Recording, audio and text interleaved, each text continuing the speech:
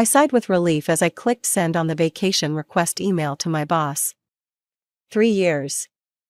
It had been 3 whole years since I'd taken an actual vacation. My name is Nicole, I'm 32, and I've been putting every ounce of energy into climbing the corporate ladder at Walsh Marketing Agency. The promotion to senior account manager had finally come through last month, and now I could breathe. 10 whole days, I whispered to myself, scrolling through beach destinations on my laptop. The thought of sand between my toes and nothing more pressing than which cocktail to order next made me giddy. My phone buzzed with Mom's weekly reminder, family dinner tomorrow, 5 p.m., don't be late. The traditional Sunday dinners at my parents' house were non-negotiable. Mom and Dad insisted on keeping the family close, and truthfully, I enjoyed seeing everyone despite the chaos that always ensued with 5 kids running around. The next day, I pulled into my parents' driveway behind my brother Mark's minivan. I could already hear the commotion inside, children squealing, adults talking over each other. My sister Jen's SUV was parked on the street, stuffed with car seats and kids' sports equipment. There she is, Mom exclaimed when I walked in, rushing over to hug me. We were just talking about summer plans. Mark waved from the couch where he was trying to wrangle his youngest son Tommy, who was jumping on the cushions. His wife Lisa was in deep conversation with Jen's husband Paul in the corner. My sister Jen was chasing her toddler down the hallway. Nicole, can you grab Tyler? He's about to pull down the curtains, Mark called out immediately upon seeing me. And there it was. I hadn't even set my purse down, and I was already being recruited for childcare duty. Mark and Lisa had 3 kids, Tyler, 7, Emma, 5, and Tommy, 3. Jen had 2, Lily, 4, and Noah, 2. And somehow, being the single, childless sister meant I was perpetually on call as the default babysitter. Let him pull them down, I joked, though I still moved to intercept my nephew. Maybe you'll finally replace those hideous things. Everyone, dinner's ready, Dad announced, emerging from the kitchen with a platter of roast beef. We all scrambled to get the kids settled, a chaotic dance of booster seats, sippy cups, and negotiations about who would sit where. Eventually, when everyone was settled and the food was being passed around, I decided to share my news. So, I finally put in for vacation time, I announced between bites of mashed potatoes. 10 days, starting in 3 weeks, I'm thinking somewhere tropical. The table went quiet for a moment before erupting into excited chatter. What timing, Dad exclaimed. We were just talking about a family vacation this summer. Mark leaned forward, we've been planning a trip to Florida. The kids have been begging to go to the theme parks. We should all go together, Mom clapped her hands together. Nicole, you have to come with us. I froze mid-bite. This was not how I had imagined my first real vacation in years, surrounded by family, with the inevitable responsibility of watching the kids while everyone else relaxed. I don't know, I hesitated, I was kind of looking forward to some alone time. Alone time? Jen looked at me like I'd suggested vacationing on Mars. That's so depressing, Nick, vacations are meant to be shared. Remember that trip to the mountains 4 years ago? I countered. I spent the entire time chasing after Mark's kids while everyone else went hiking. That was different, Lisa chimed in, the kids were younger then. They're still kids, I pointed out. Nicole, Mom reached over to pat my hand. We worry about you being alone all the time, it's not healthy. I'm not alone all the time, I defended myself, I have friends, colleagues. But family is different, Dad interrupted. Besides, when was the last time we all went somewhere together? 4 years ago, I repeated, when I ended up being the full-time babysitter. You're exaggerating, Mark said with a dismissive wave, we all pitched in. I raised an eyebrow at him, really? Because I distinctly remember being stuck in the cabin with the kids while you and Lisa went ziplining. We promise it won't be like that this time, Jen said eagerly. We'll take turns with the kids. You won't have to watch them at all if you don't want to. I looked around the table at their hopeful faces. Even the kids seemed excited, though they were more interested in the prospect of a vacation than my participation in it. We've already looked at hotels, Mom added. There's this beautiful resort in Clearwater Beach with pools and activities for the kids. We've already booked our flights and rooms. We're leaving 3 weeks from Friday. You should get on the same flight. I sighed, feeling the weight of their expectations. Every rational part of me was screaming to stick to my original plan of a peaceful solo vacation. But as the evening wore on and more details about the trip emerged, the beachfront hotel, the nearby attractions, the promises that I wouldn't be roped into childcare duty, I found myself wavering. Maybe they meant it this time. Maybe they had realized how they'd taken advantage of me before. Okay, I finally said as we were clearing the dishes. I'll book my ticket and room when I get home tonight. The cheers that erupted made me smile despite my reservations. Maybe this wouldn't be so bad after all. As soon as I got home, I kicked off my shoes and flopped onto my couch, laptop balanced on my knees. 2 hours and several frustrated sighs later, I had booked my hotel room at the same resort as my family. But there was a problem with the flights. The one my family had booked was already full. The best I could do was a flight leaving the following day. I called Mom the next morning on my way to work. I got the same hotel, I told her, but couldn't get on your flight. I'll be coming in Saturday instead of Friday. Oh, that's a shame, Mom said, though she didn't sound too disappointed. But at least you'll be there, we'll save you a spot at the beach. The next 3 weeks were a whirlwind of work wrap-up and vacation preparations. Strangely, neither Mark nor Jen dropped their kids off at my place during this time, something that had become a near-weekly occurrence before. Usually, one of them would text me some variation of emergency at work. Can you take the kids for a few hours, which inevitably turned into an entire evening of babysitting? But now, nothing. Radio silence on the babysitting front. Maybe they really have changed, I said to myself one evening as I folded swimsuits into my suitcase. The thought was both refreshing and suspicious. 3 years of being the family's go-to childcare option had made me skeptical of sudden changes in behavior. With just a week left before departure, I was at my kitchen table making a checklist of items to pack. Sunscreen, hat, beach reeds, charging cables, the usual vacation essentials. My phone buzzed with a notification from my Messenger app. It was a message from Jen, but the preview text made my blood run cold. Mark, Nicole doesn't suspect anything, she actually believes us about. I didn't open the message right away. My thumb hovered over the notification, my mind racing. What didn't I suspect? What was I supposed to believe? Before I could decide whether to open it, another notification popped up. This message was deleted. Too late, I'd already taken a screenshot of the notification. I stared at the captured text again. Mark, Nicole doesn't suspect anything, she actually believes us about not having to watch the kids.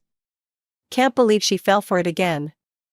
Mom and Dad are totally on board with the plan too. We'll all get to relax while she's stuck with the brats. The message cut off there, but it was enough. My family, my entire family, had been plotting to use me as free childcare all along. The promises, the assurances that things would be different this time, all lies. I felt a wave of anger rise within me, followed by a strange sense of calm. So that's how it was going to be. Well, two could play at this game. With cold determination, I picked up my phone and called the hotel. Hi, I need to cancel a reservation, I said, reciting my confirmation number.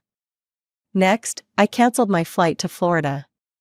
The airline representative offered me a partial refund, which I gladly accepted. And I'd like to book a new flight, please, I added, to Hawaii. After handling all the logistics, I sat back, a satisfied smile spreading across my face.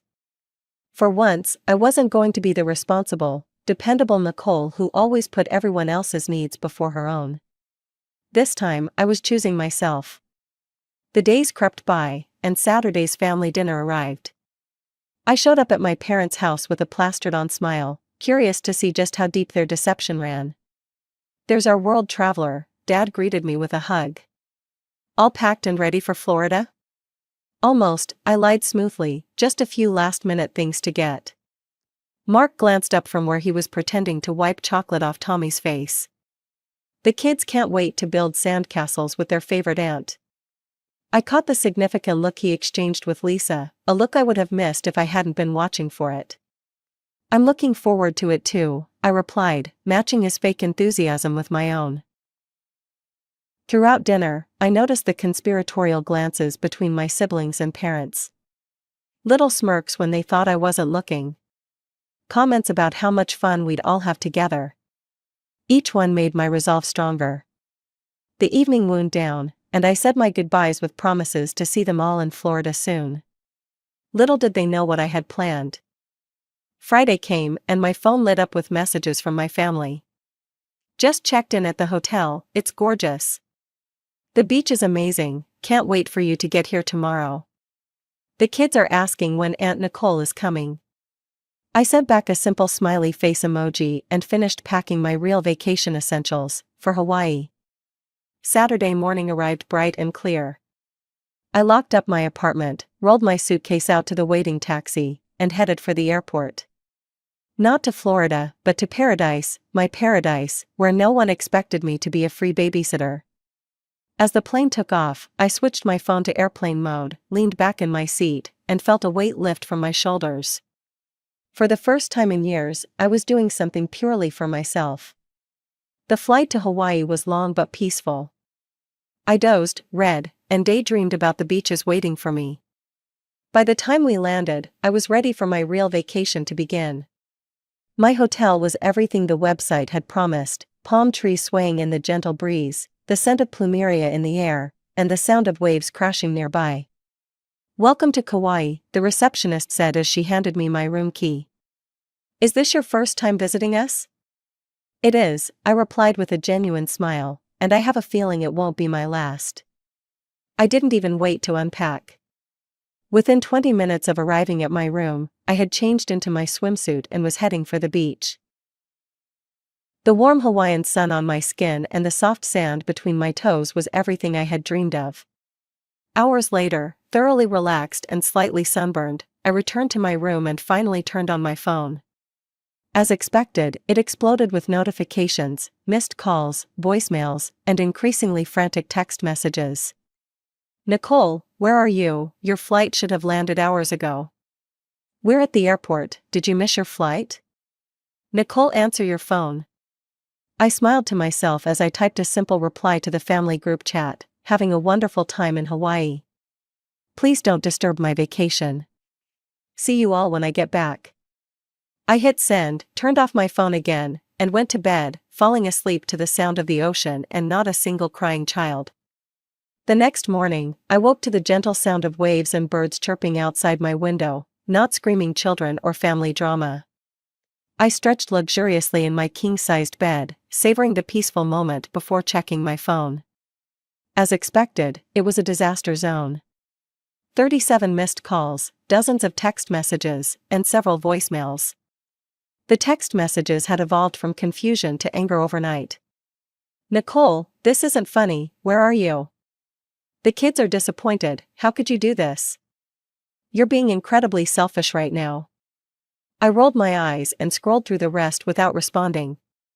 But when Mom called again as I was sipping my morning coffee on the balcony, I decided to pick up. "Nicole Marie," Mom's voice was shrill with anger, "what do you think you're doing?" "Good morning to you too, Mom," I replied calmly, "I'm enjoying my vacation in Hawaii." "This is completely unacceptable," she shouted. "You've ruined our family vacation. Your brother and sister are furious, the children are asking where you are." "Let me stop you right there," I cut in, "I know about the plan." "What plan?" Her voice faltered slightly. "The plan to use me as a free babysitter while you all enjoyed yourselves," I said.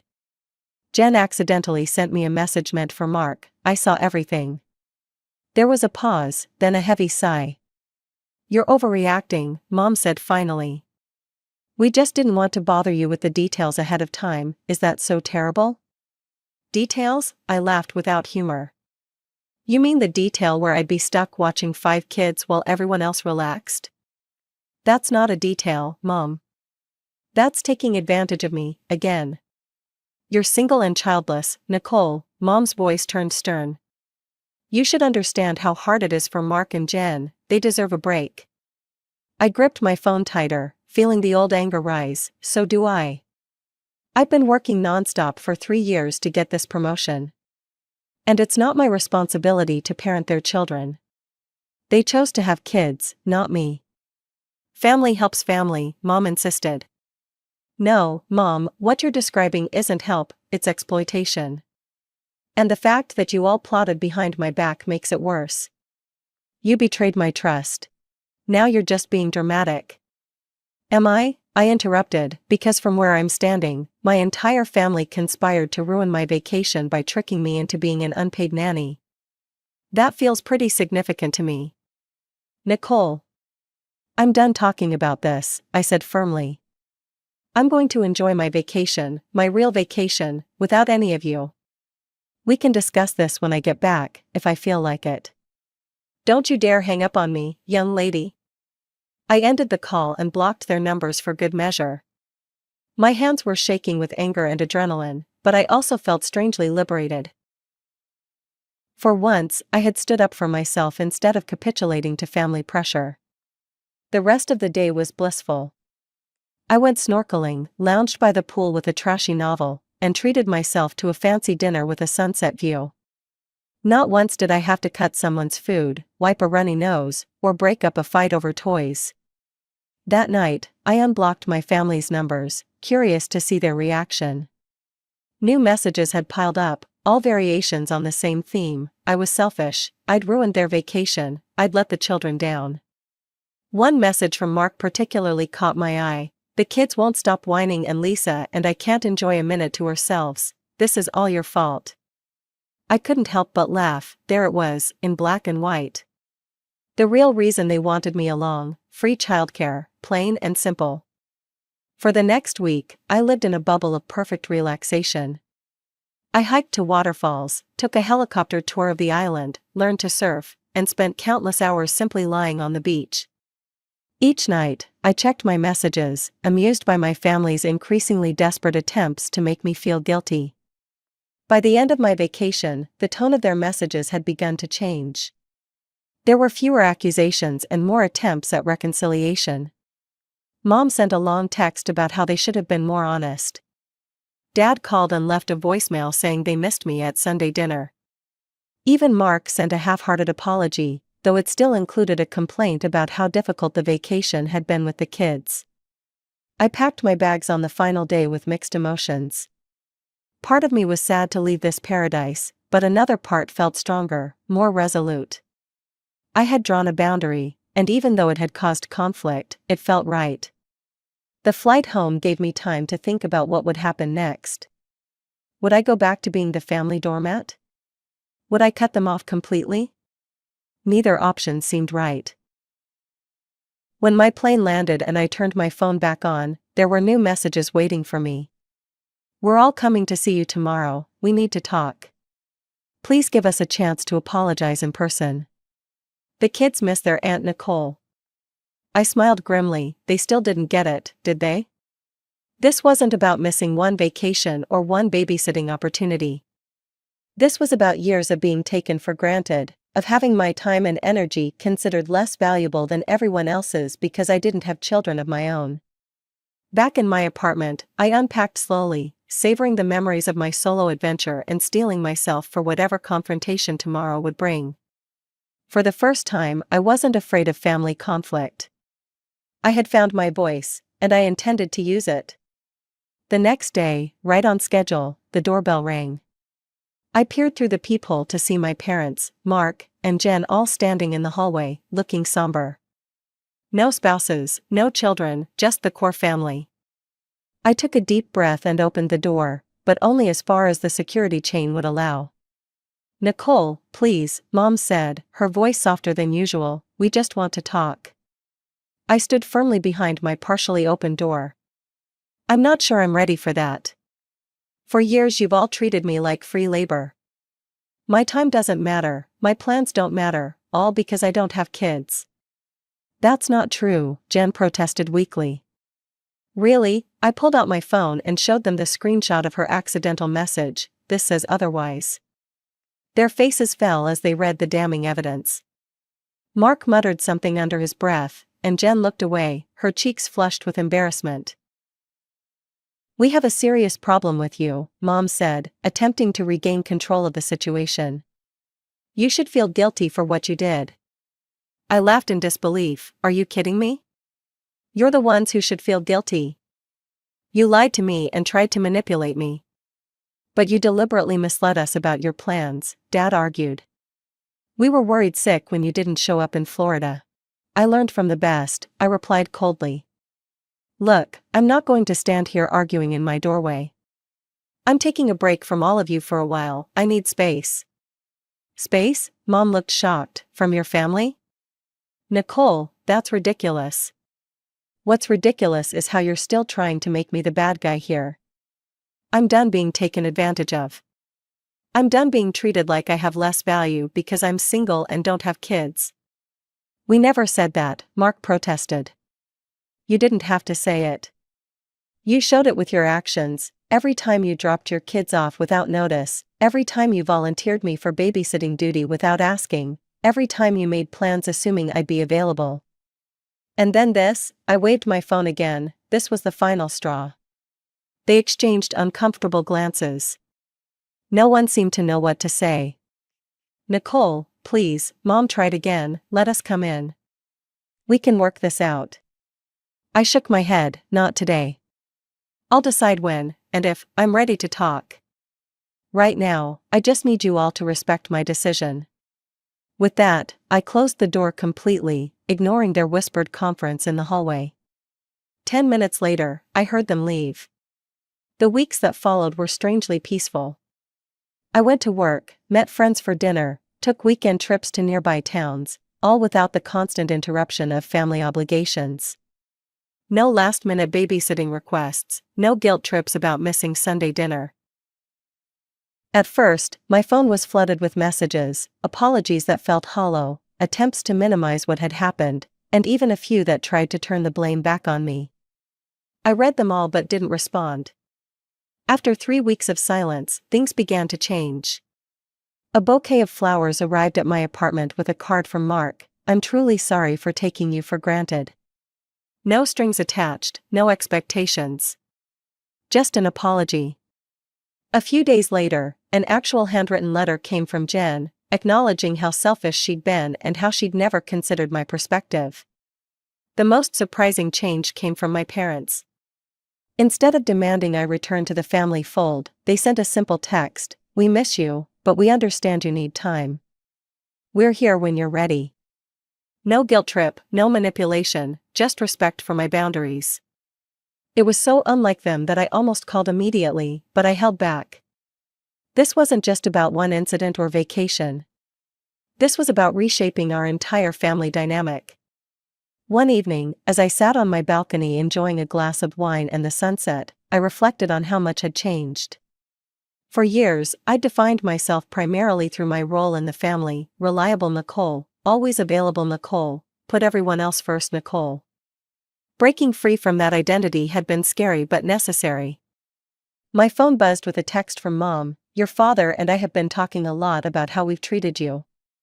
We're truly sorry, Nicole. We never meant to make you feel less valued because you don't have children. Your life and time are just as important as Mark's or Jen's. We see that now." I felt tears prick at the corners of my eyes. Standing up for myself hadn't just changed my family relationships, it had changed me. I was setting better boundaries at work too, leaving on time instead of staying late every night, speaking up in meetings when I had ideas. That weekend, I drove past my parents' house at the time when Sunday dinner would normally be happening. I didn't stop, but I felt a pang of nostalgia mixed with apprehension. Despite everything, they were still my family. A week later, I finally replied to my mother's text: "I appreciate your apology. I'm not ready for Sunday dinner yet, but maybe we could meet for coffee this weekend? Just you and me." Her response was immediate: "Name the time and place, I'll be there." Our coffee date was awkward at first, but gradually we found our way to honest conversation. Mom admitted that they had all taken advantage of me and promised things would be different moving forward. We miss you, she said, her eyes moist. But we respect that you need things to change. I miss you all too, I admitted, but I won't go back to how things were. We don't want that either, she assured me. Mark and Jen have actually started using babysitters, real ones, that they pay. 2 months after my Hawaii vacation, I agreed to attend Sunday dinner again. The atmosphere was different, less chaotic, more respectful. Mark and Lisa kept their kids in check instead of expecting me to do it, and Jen actually asked if I minded helping with Noah's lunch instead of assuming. It wasn't perfect, but it was progress. And as I drove home that evening, I realized that sometimes you have to break something to rebuild it properly. Our family was healing, but more importantly, I was finally being treated as an equal.